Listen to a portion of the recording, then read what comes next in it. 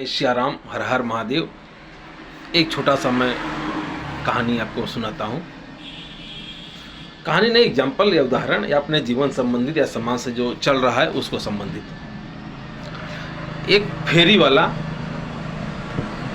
40-50 हज़ार का सामान खरीद करके जब वो घर से निकलता है तो उसके अंदर एक आत्मविश्वास होता है कि हम निकले हैं बिजनेस करने के लिए, व्यापार करने के लिए, तो शाम तक हम इसको बेच के ही आएंगे। वह उसके अंदर विश्वास होता है। अगर मान लीजिए वह एक दिन गया और उसका सामान नहीं बिका, 2 दिन गया, 3 दिन गया, 4 दिन गया, 5 दिन गया, 10 दिन गया, पूरे महीने भर गया और उसका सामान नहीं बिका, तो क्या करेगा? सामान तो रिटर्न होने वाला नहीं है और उसने अपना एक पूंजी फंसाया है, तो पूंजी बर्बाद होने नहीं देगा। इसलिए फिर वो प्रयास करेगा, प्रयत्न करेगा कैसे भी ये सामान को बेचे। अब वो 1 महीने के बाद फिर जब दूसरे महीने में जाता है तो उसका एक सामान बिक गया। जब पहला सामान बिकता है तो उसके अंदर कॉन्फिडेंस लेवल बढ़ता है। तो जैसे कॉन्फिडेंस लेवल बढ़ता है फिर वह गांव-गांव, गली-गली का चक्कर मारने लगता है, तो धीरे धीरे उसका सामान बिकने लगता है। अगर आप, तो मेरा कहने का भाव यह है, अगर वह 1 महीने के बाद फेरी वाला बैठ जाता तो उसका 50,000 रुपया नुकसान हो जाता।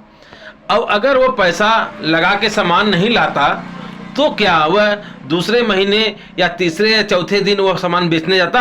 कतई नहीं जाता। अगर वो सामान उसको फ्री में मिला रहता, वो फिर वो सामान मार्केट में जाता, अगर उसको केवल ना मिलता, निगेटिव केवल होता, उसका सामान बिकता नहीं, तो वह फिर मार्केट में फेरी करने के लिए जाता ही नहीं है। यह काट सकते हैं, इसको आपको मानना पड़ेगा। अब यही सत्य है।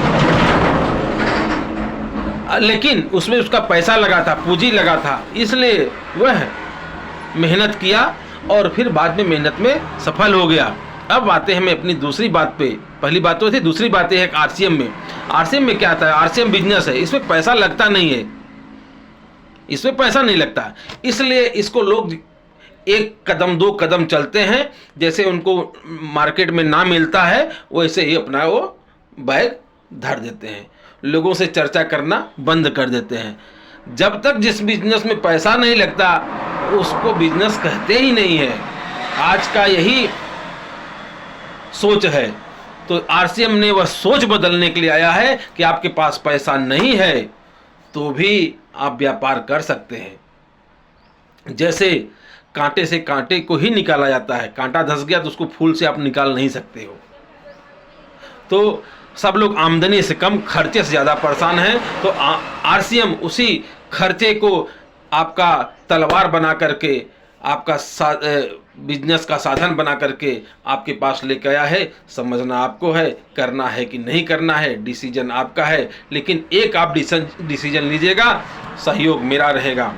जय श्री राम, हर हर महादेव।